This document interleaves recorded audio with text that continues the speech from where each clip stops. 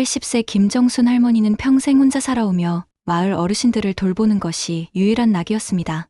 그런 할머니에게 1년 만에 찾아온 아들과 며느리가 말했습니다. 어머니, 이번에 효도 여행 가기로 했잖아요. 어머니 모시고 좋은 데 다녀오려고요. 하지만 그들이 향한 곳은 아무도 없는 깊은 산속이었고 80세 과연 무엇이 40년을 함께한 민수야, 가족을 이토록 너 잔혹하게 정말 만든 날 것일까요? 버린 거냐?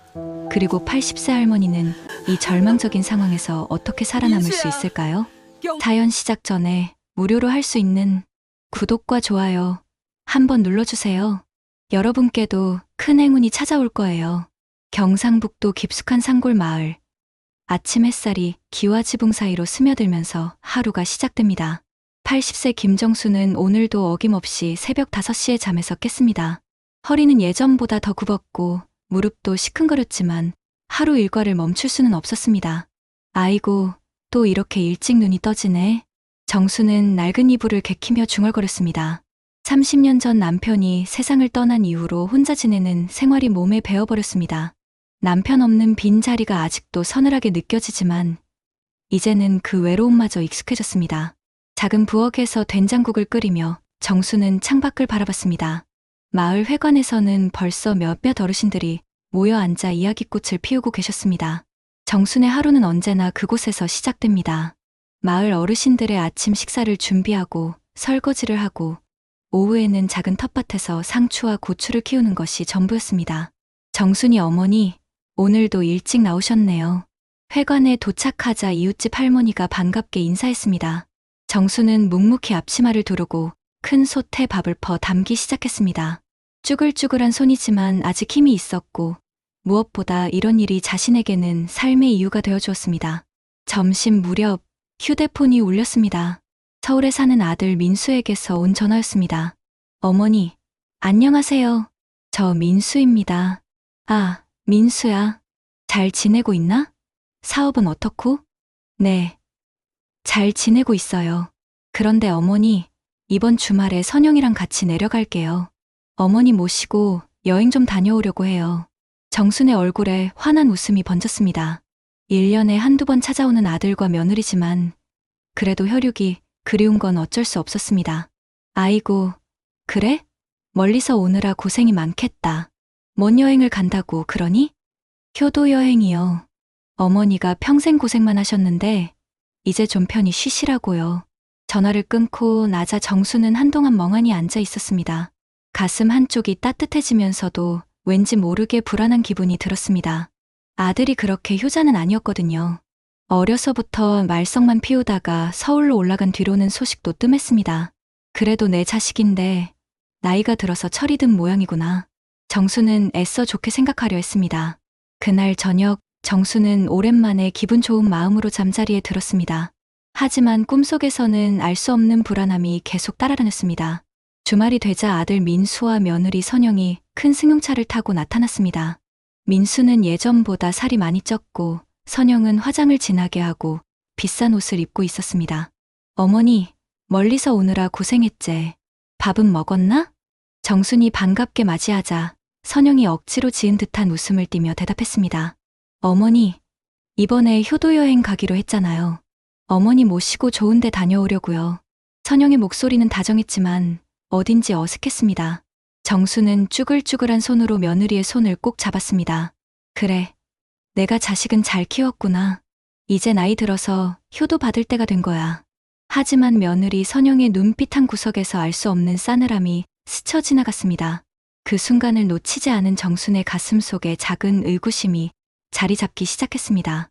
이른 새벽 6시, 정수는 작은 보따리 하나만 챙겨 들고 민수의 검은색 승용차에 올라탔습니다. 차는 생각보다 컸고 깔끔했습니다. 뒷좌석에 앉은 정수는 창밖으로 스쳐 지나가는 익숙한 마을 풍경을 바라봤습니다. 어디로 가는 거냐? 아직 말 안 해줬잖니? 정순이 물어보자 민수는 룸미러로 어머니를 힐끗 보며 대답했습니다. 어머니, 강원도 쪽으로 가려고 해요. 경치도 좋고 공기도 맑은 데로요. 강원도? 그럼 꽤 멀겠구나. 괜찮겠나? 선영이 뒤돌아보며 웃었습니다. 하지만 그 웃음이 왠지 부자연스러워 보였습니다. 어머니, 걱정 마세요. 좋은 펜션도 예약해뒀어요. 맛있는 것도 많이 드시고 푹 쉬다 오세요. 차는 고속도로를 달리기 시작했습니다. 처음엔 시원한 기분이었지만 시간이 지나면서 정수는 점점 불안해지기 시작했습니다. 민수는 거의 말이 없었고 선영은 계속해서 휴대폰으로 누군가와 통화를 했습니다. 그것도 목소리를 낮춰서 무슨 말인지 알아듣기 어려웠습니다. 여보, 지금 어디쯤 가고 있어? 아, 그래? 알겠어. 그럼 예정대로 하자. 선영의 통화 내용이 조금씩 들려왔지만 정수는 무슨 뜻인지 알 수 없었습니다. 다만 가슴 한구석에서 서늘한 기운이 올라오는 것을 느꼈습니다. 고속도로를 벗어나자 길은 점점 좁아지고 구불구불해졌습니다. 양쪽으로는 울창한 산림이 펼쳐져 있었고 간간히 보이는 농가들도 드물어졌습니다. 정수는 창밖을 내다보며 중얼거렸습니다. 여긴 너무 깊숙한 산속 아니냐? 펜션이 이런 데 있나? 어머니, 요즘 펜션들은 다 이런 한적한 곳에 있어요. 도시 소음에서 벗어나서 자연을 만끽하라고 그러잖아요. 민수의 대답은 그럴듯했지만 정순의 불안감은 더욱 커져갔습니다. 휴대폰을 꺼내보니 신호가 한 칸밖에 안 잡혔습니다. 아이고, 여기는 전화도 안 터지네. 산속이라 그래요. 펜션 가면 와이파이 있으니까 걱정 마세요. 선영의 말이 끝나자마자 휴대폰 신호마저 완전히 사라져버렸습니다. 정수는 갑자기 세상에서 고립된 기분이 들었습니다. 차는 계속해서 산길을 올라갔습니다. 포장도로는 언제부터인가 비포장도로로 바뀌었고 차가 지나갈 때마다 먼지가 풀풀 일어났습니다. 나무들은 점점 더 울창해졌고 햇빛마저 제대로 들어오지 않았습니다. 민수야, 길 잘못 든 거 아니냐? 이런데 펜션이 어딨다고 그러니? 정순의 목소리에 초조함이 묻어났습니다. 하지만 민수는 대답하지 않고 계속 운전만 했습니다. 백미러로 보이는 민수의 표정이 굳어 있었습니다. 어머니, 조금만 더 가면 돼요. GPS에서도 거의 다 왔다고 나와요. 선영이 다시 한번 설명했지만 정순의 마음은 점점 더 불안해졌습니다. 이상했습니다. 40년 넘게 키운 자식인데 지금의 민수는 평소와 너무 달랐습니다. 말수도 적고 표정도 어둡고 무엇보다 자신을 바라보는 눈빛이 차가웠습니다. 1시간쯤 더 달렸을까 차는 더욱 외진 임도로 들어섰습니다. 이제는 정말로 사람이 살 것 같지 않은 깊은 산속이었습니다. 정수는 참을 수 없어서 다시 물었습니다. 도대체 어디로 가는 거냐? 이런데 펜션이 있을 리가 없잖아? 그때 선영이 뒤돌아보며 말했습니다. 이번에는 웃음기가 전혀 없는 차가운 표정이었습니다. 어머니, 곧 도착해요. 조금만 더 참아주세요. 정순의 등골이 서늘해졌습니다. 며느리의 목소리에서 전에 없던 냉랭함이 느껴졌기 때문입니다. 이때 정수는 확신했습니다. 뭔가 잘못되었다는 것을. 이상하다. 이놈들이 나를 어디로 데려가려는 거지. 설마. 무서운 생각이 머릿속을 스쳤습니다. 하지만 80세의 노인이 할 수 있는 일은 별로 없었습니다. 차는 계속해서 아무도 없는 깊은 산속으로 들어가고 있었고 정수는 뒷좌석에서 떨리는 손을 꼭 쥐고 있을 뿐이었습니다. 점심 무렵이 되자 차는 더욱 외진 임도 한가운데서 멈췄습니다. 주변에는 아무것도 없었습니다. 펜션은커녕 집 한 채도 보이지 않았고 그저 울창한 나무들만이 하늘을 가리고 있었습니다. 정수는 창밖을 내다보며 목소리를 높였습니다. 여기가 어디냐? 펜션은 어디 있고? 민수가 시동을 끄며 돌아봤습니다. 평소 온화했던 아들의 얼굴에는 차가운 표정만 남아 있었습니다. 어머니, 잠깐 내려서 바람 좀 쐬세요. 차 안이 답답하시죠? 바람은 무슨 바람이야? 여기가 어디라고? 선영이 차 문을 열며 나왔습니다. 그리고 정순이 앉은 뒷문을 열어주었습니다. 어머니, 잠깐 내려서 사진 좀 찍어요. 경치가 참 좋아요. 나중에 마을 사람들한테 자랑하실 수 있게요. 정수는 마지못해 차에서 내렸습니다. 다리가 후들거렸고 허리도 아팠습니다. 오랜 시간 차에 앉아 있어서 몸이 굳어 있었습니다. 사진은 무슨 사진이야? 여기 뭐가 좋다고. 정순이 주변을 둘러보고 있는 사이 선영은 재빨리 차에 올라탔습니다. 민수는 이미 운전석에 앉아 시동을 걸고 있었습니다. 잠깐, 너희 뭐 하는 거야? 정순이 황급히 차에 가까이 가려 했지만 차는 이미 움직이기 시작했습니다. 민수야, 선영아, 나 두고 어디 가는 거야? 정수는 차를 따라 뛰려 했지만 80세의 몸으로는 역부족이었습니다. 차는 빠르게 멀어져 갔고 먼지만 풀풀 날렸습니다. 민수야, 돌아와라. 이게 뭐 하는 짓이야. 정순의 절규가 산 전체에 메아헤쳤습니다. 하지만 차는 이미 보이지 않았고 엔진 소리마저 들리지 않았습니다. 정수는 그 자리에 주저앉아 버렸습니다. 아이고, 설마 나를 버린 건가? 내가 뭘 잘못했다고? 눈물이 쏟아져 내렸습니다.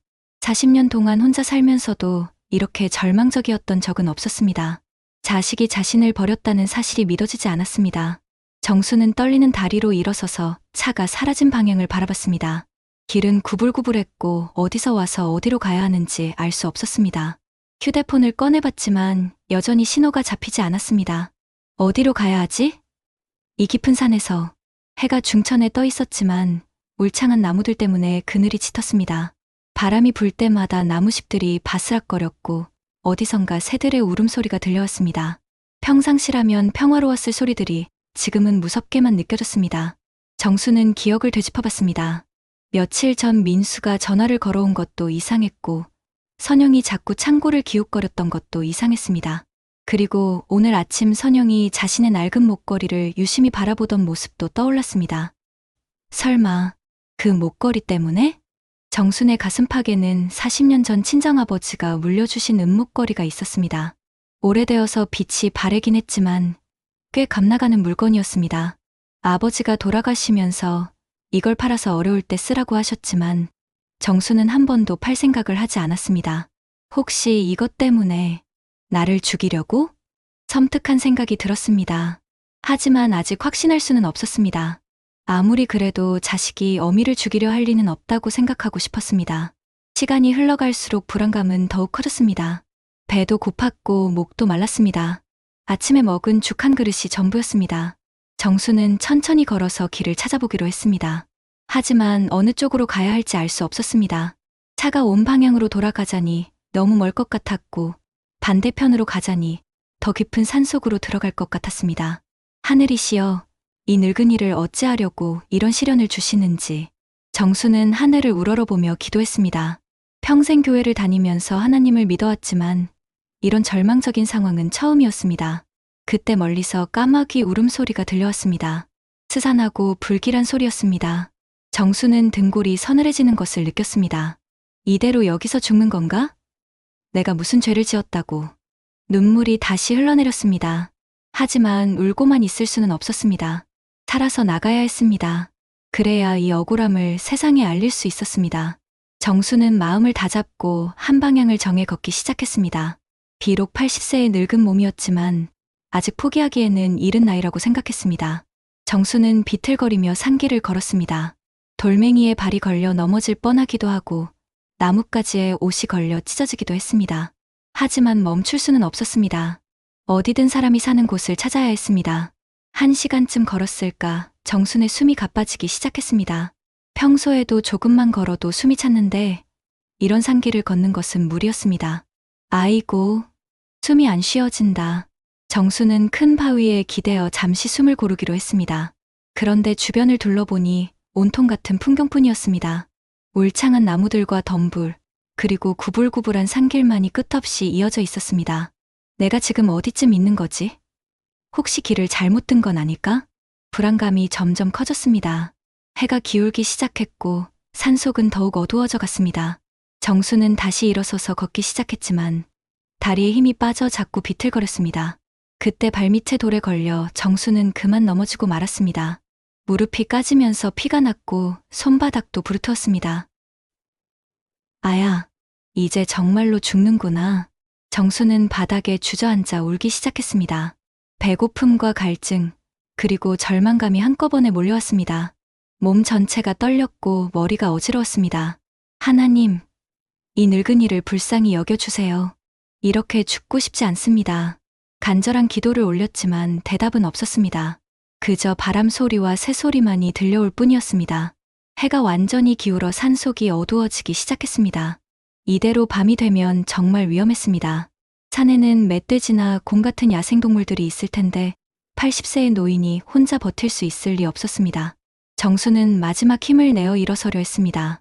그런데 그때 풀숲에서 무언가 움직이는 소리가 들렸습니다. 뭐지? 무슨 소리야? 정순이 그쪽을 바라보자 새하얀 뱀 한 마리가 조용히 나타났습니다. 뱀은 정순을 보고도 도망가지 않았습니다. 오히려 천천히 다가오는 것 같았습니다. 어머나, 뱀이야. 정순은 깜짝 놀라 뒤로 물러섰습니다. 하지만 몸에 힘이 없어서 멀리 가지 못했습니다. 뱀은 계속해서 정순 쪽으로 다가왔습니다. 그런데 이상했습니다.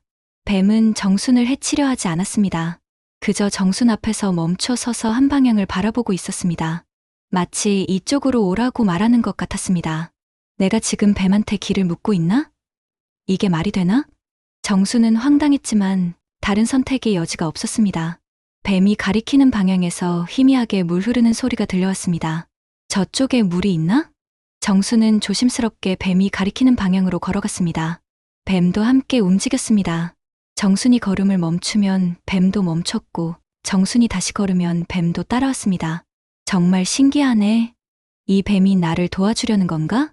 10여 분쯤 걸어가자 정말로 작은 시냇물이 나타났습니다. 맑고 차가운 물이 바위 사이를 흘러내리고 있었습니다. 정수는 급히 달려가서 물을 마셨습니다. 아, 살겠다. 이렇게 시원한 물이. 목마름이 해소되자 조금 기운이 났습니다. 정수는 상처난 무릎과 손을 물로 씻었습니다. 차가운 물이 상처에 닿으니 아팠지만 그래도 깨끗이 씻어내야 했습니다. 그런데 뱀은 여전히 정순 곁에 있었습니다.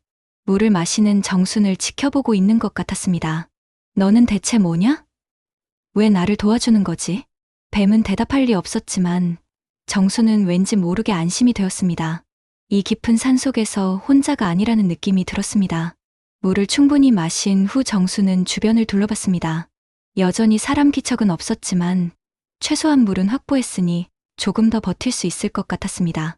해가 완전히 져서 산속이 어두워졌습니다. 멀리서 올빼미 울음소리와 다른 야생동물들의 소리가 들려왔습니다. 정수는 큰 바위에 등을 기대고 앉았습니다. 이 밤을 어떻게 넘기지?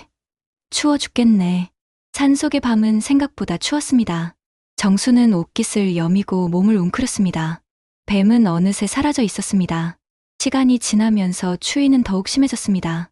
정순의 몸이 덜덜 떨렸고 이가 딱딱 부딪혔습니다. 이대로 가다가는 얼어 죽을 수도 있겠다는 생각이 들었습니다. 아이고, 춥다. 이렇게 죽는 건가? 내 자식들아, 너희가 날 이렇게 죽게 만들었구나. 절망감이 다시 밀려왔습니다. 하지만 정수는 포기하지 않기로 했습니다. 살아서 나가야 했습니다. 그래야 자신을 버린 아들과 며느리의 죄를 세상에 알릴 수 있었습니다. 밤이 깊어가면서 산속은 더욱 무서워졌습니다.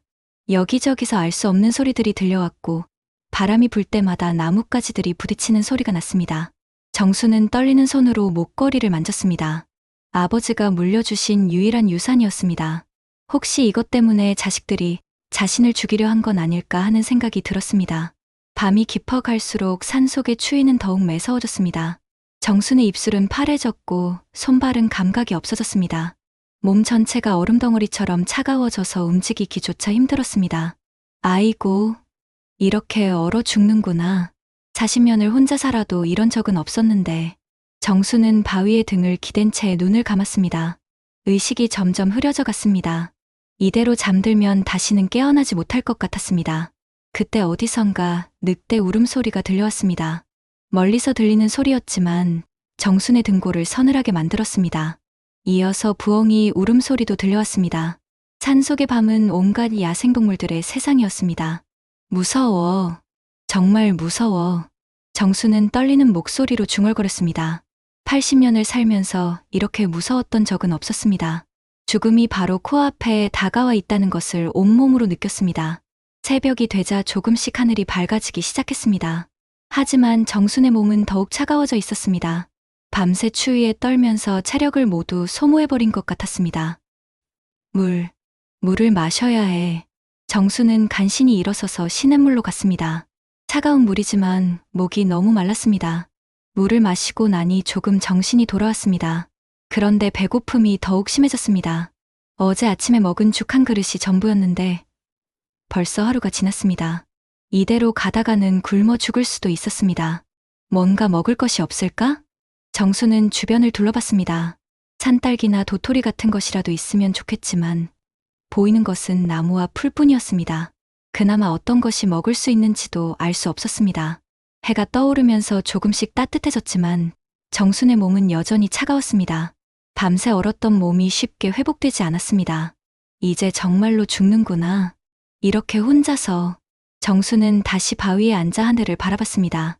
파란 하늘에 흰 구름이 떠 있었습니다. 평상시라면 아름다웠을 풍경이지만 지금은 그럴 여유가 없었습니다. 그때 갑자기 풀숲에서 바스락거리는 소리가 들렸습니다. 정순이 그쪽을 바라보니 어제 만났던 흰 뱀이 다시 나타났습니다. 너구나. 어디 갔다가 다시 왔니? 뱀은 정순 앞으로 천천히 다가왔습니다.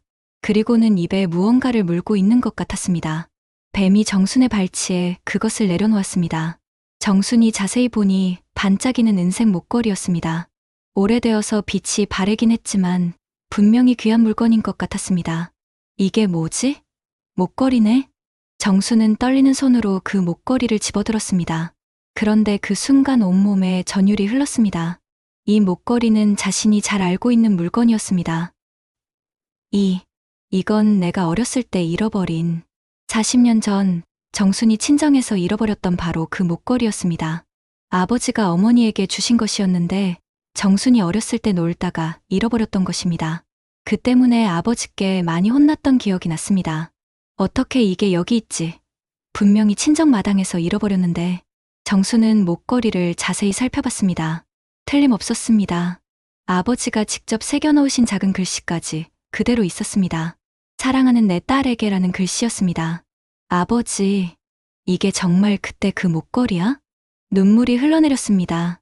아버지는 정순이 20살 때 돌아가셨는데 그 전에 이 목걸이를 찾아달라고 계속 말씀하셨습니다. 하지만 끝내 찾지 못했고 아버지는 그것을 아쉬워하며 세상을 떠나셨습니다. 그런데 어떻게 이게 여기 있는 거야? 뱀이 어디서 가져온 거지? 뱀은 정순을 바라보고 있었습니다. 마치 이제 알겠냐고 말하는 것 같았습니다. 정순은 갑자기 소름이 돋았습니다. 설마 아버지가 보내신 건 아니겠지? 말도 안 되는 생각이었지만 다른 설명이 없었습니다. 40년 전에 잃어버린 목걸이가 하필 자신이 죽을 위기에 처했을 때 나타났다는 것은 우연일 수 없었습니다. 정수는 목걸이를 목에 걸었습니다. 차가운 은이 목에 닿자 이상하게 마음이 평온해졌습니다. 아버지가 곁에 있는 것 같은 느낌이 들었습니다.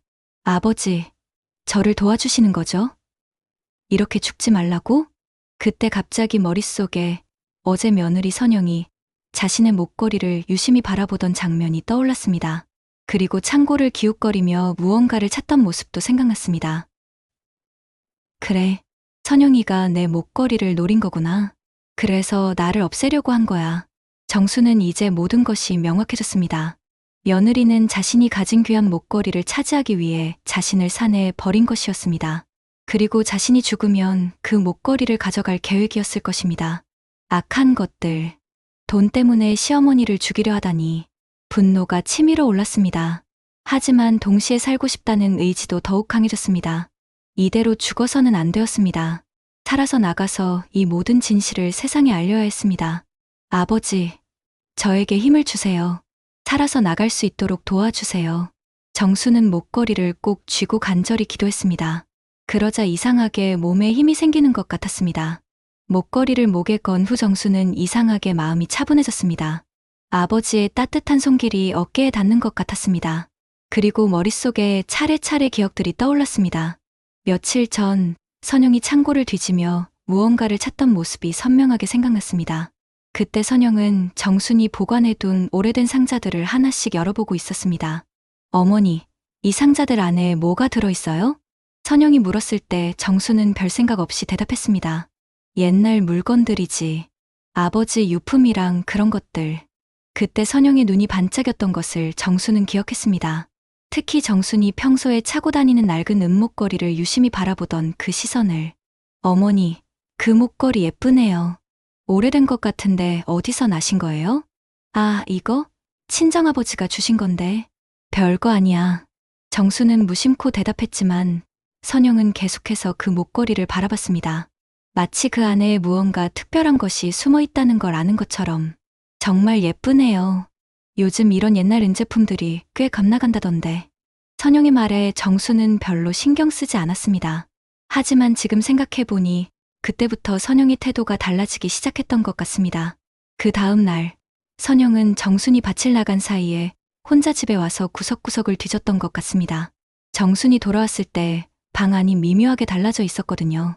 분명히 뭔가 찾고 있었던 거야. 내가 가진 다른 귀한 물건들을. 정수는 이제야 모든 퍼즐이 맞춰지는 기분이었습니다. 선영은 처음부터 자신의 재산을 노리고 있었던 것입니다. 그런데 정순이 기억하기로는 자신에게 그렇게 값나가는 물건은 없었습니다. 목에 걸고 있는 목걸이 정도가 전부였는데 그것도 오래되어서 별로 값어치가 없을 거라고 생각했습니다. 그런데 왜 선영이는 그렇게 관심을 보였을까? 정수는 손에 든 목걸이를 자세히 들여다봤습니다. 아버지가 어머니에게 주셨던 것이라고 들었는데 당시에는 꽤 비싼 물건이었을 것입니다. 하지만 40년이 지난 지금도 그렇게 값어치가 있을까요? 그때 정순의 머릿속에 아버지의 마지막 말씀이 떠올랐습니다. 정순아, 그 목걸이를 절대 잃어버리면 안 된다. 그 안에는 아버지는 끝까지 말씀을 마치지 못하고 돌아가셨습니다. 정수는 그때 아버지가 무슨 말을 하려 했는지 궁금했지만 시간이 지나면서 잊어버렸습니다. 그 안에는 뭐가 있다는 거였을까? 정수는 목걸이를 더 자세히 살펴봤습니다. 겉보기에는 그냥 평범한 은목걸이였습니다.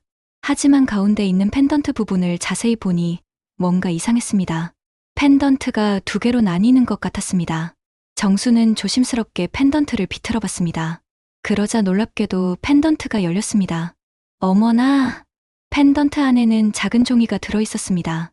아주 작게 접힌 종이였는데 오래되어서 누렇게 변해 있었습니다. 정수는 떨리는 손으로 그 종이를 펼쳤습니다. 아버지의 손글씨로 뭔가 쓰여 있었습니다. 우리 집 뒤뜰 큰 느티나무 아래 삼자 깊이에 묻어둔 황금 열량과 은전 쉰량은 정순이에게 물려준다. 정수는 눈을 의심했습니다. 황금 열량의 은전 쉰량이라니 지금 가치로 따지면 엄청난 돈이었습니다. 아버지가 이런 것을 숨겨두셨다고? 그래서 목걸이를 절대 잃어버리지 말라고 하셨구나. 정순의 가슴이 두근거렸습니다. 하지만 동시에 무서웠습니다. 만약 선영이 이 사실을 알고 있다면? 설마 선영이가 이걸 알고 있는 건 아니겠지. 어떻게 알 수 있지? 그런데 갑자기 또 다른 기억이 떠올랐습니다. 며칠 전 선영이 동네 골동품 상인과 이야기하는 것을 본 적이 있었습니다. 이런 오래된 목걸이들 안에는 가끔 보물지도나 중요한 문서가 숨겨져 있다던데요. 그때 골동품 상인이 그런 말을 했었습니다. 선영은 그 말을 듣고 뭔가 깨달은 표정을 지었습니다. 그래서구나. 선영이가 그 이야기를 듣고 내 목걸이를 의심한 거야. 이제 모든 것이 명확해졌습니다. 선영은 정순의 목걸이 안에 뭔가 숨겨져 있을 거라고 추측했고 그것을 차지하기 위해 정순을 없애려 한 것이었습니다. 악한 년, 시어머니를 죽여서라도 돈을 차지하려고 했구나. 정순은 분노로 온몸이 떨렸습니다. 하지만 동시에 희망도 생겼습니다.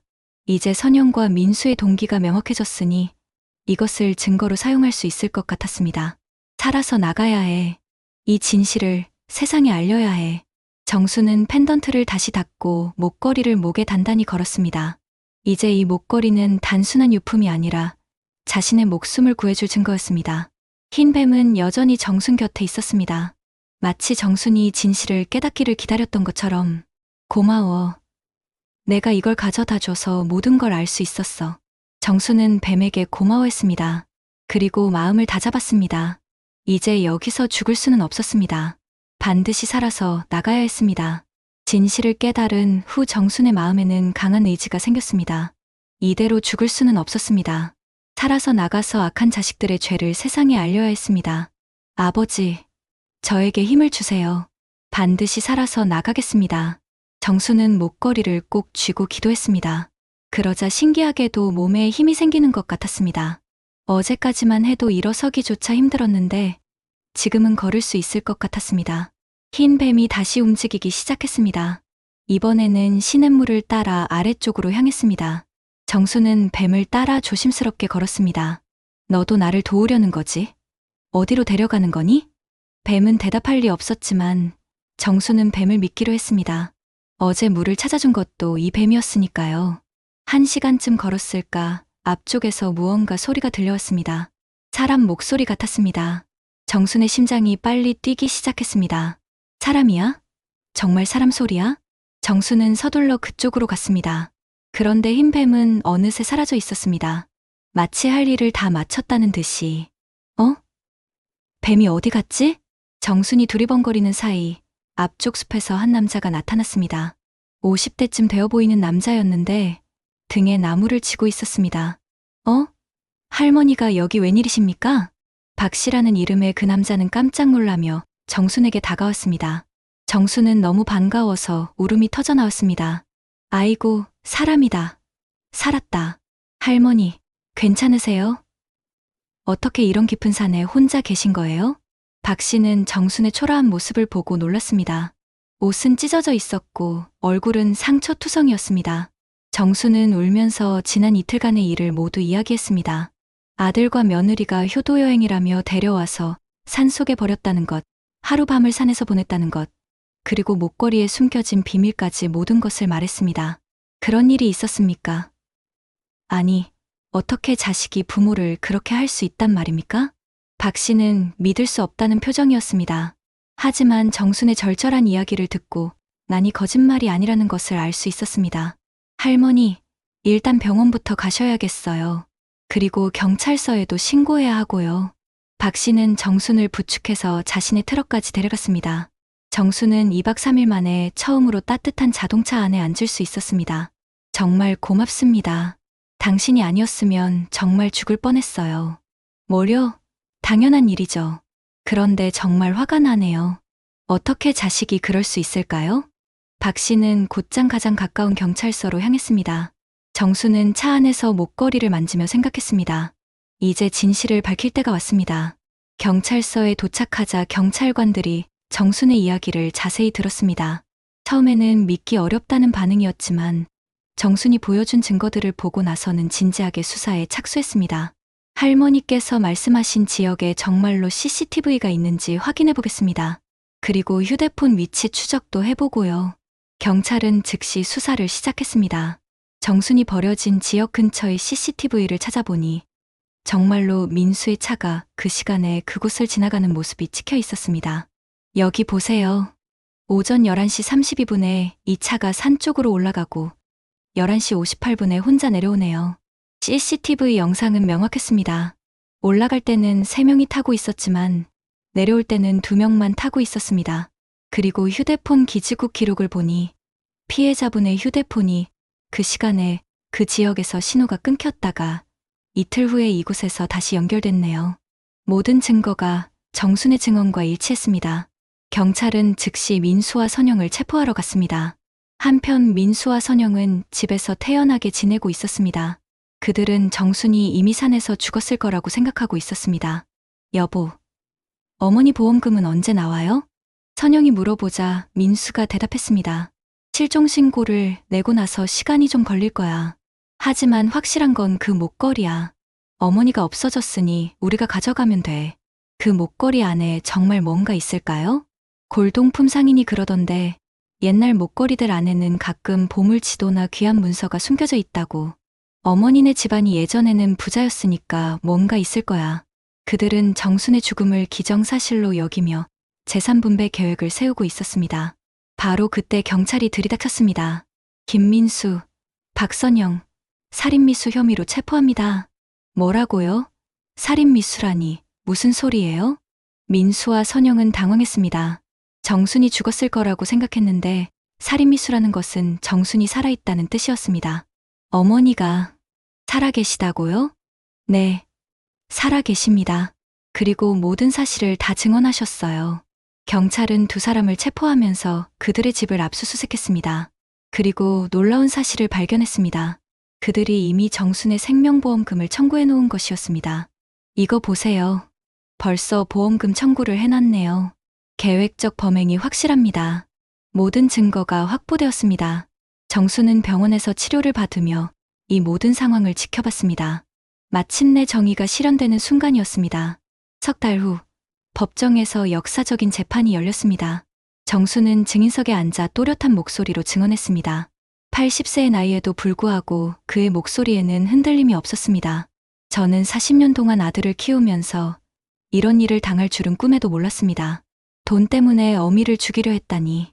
법정에는 마을 사람들과 기자들로 가득 찼습니다. 이 사건은 전국적인 관심을 받았습니다. 자식이 부모를 산에 버린 충격적인 사건이었기 때문입니다. 민수와 선영은 피고석에 앉아 고개를 숙이고 있었습니다. 변호사는 여러 변명을 늘어놓았지만 증거는 너무나 명확했습니다. CCTV 영상, 휴대폰 위치 추적, 보험금 청구 기록, 그리고 정순의 생생한 증언까지. 피고인들은 피해자를 고의로 산속에 유기하여 생명에 위험을 가했습니다. 이는 명백한 살인미수에 해당합니다. 검사의 최종 변론이 끝나고 나서 판사가 판결을 선고했습니다. 피고인 김민수는 징역 8년, 피고인 박선영은 징역 6년을 선고합니다. 법정에서는 탄식과 박수가 동시에 터져나왔습니다. 정수는 조용히 눈물을 흘렸습니다. 기쁨의 눈물이 아니었습니다.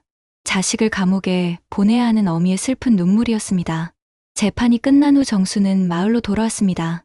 마을 사람들은 정순을 영웅처럼 맞아주었습니다. 정순이 어머니, 정말 대단하세요. 그 나이에 그런 일을 겪고도 이렇게 씩씩하시다니. 아니에요. 저는 그냥 살고 싶었을 뿐입니다. 정수는 담담하게 대답했습니다. 하지만 그의 마음속에는 여전히 복잡한 감정들이 얽혀 있었습니다. 며칠 후 정수는 아버지의 유언에 따라 친정집 빗들을 파봤습니다. 목걸이 안에 있던 종이에 적힌 대로 큰 느티나무 아래 3자 깊이를 팠더니 정말로 작은 항아리가 나왔습니다. 아버지, 정말로 계셨구나. 항아리 안에는 황금 10냥과 은전 50냥이 그대로 들어있었습니다.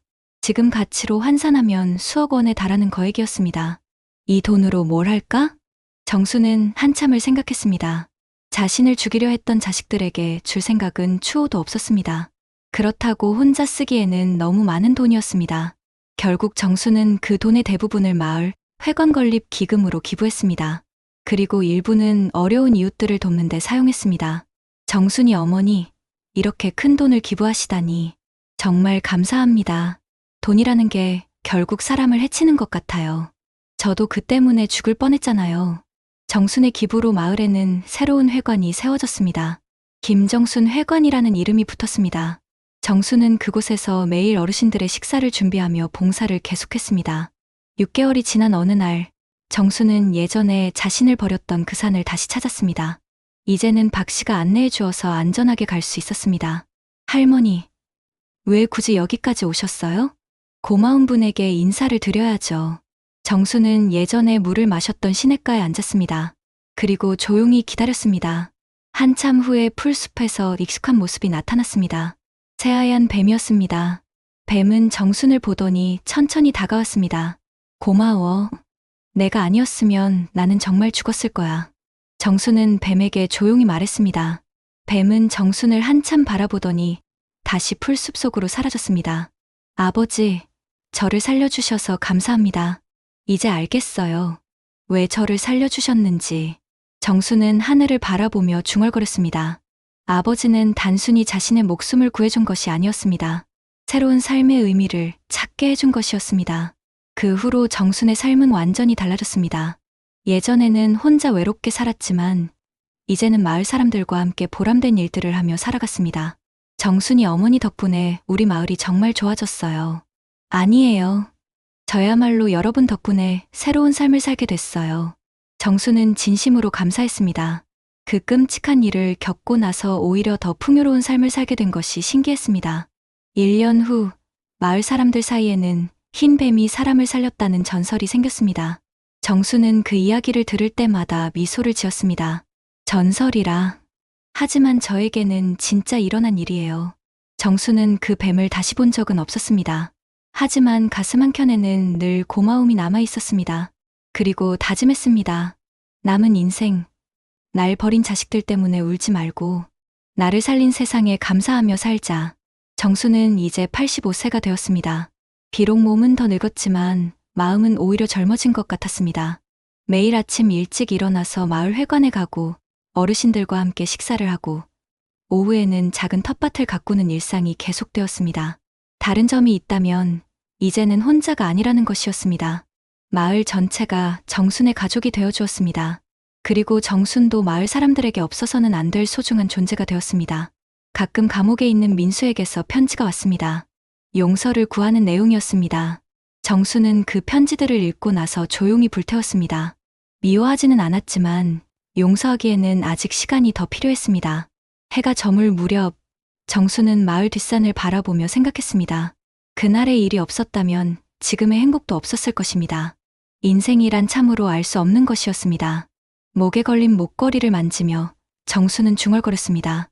아버지, 이제 정말 감사해요. 저에게 새로운 인생을 선물해 주셔서.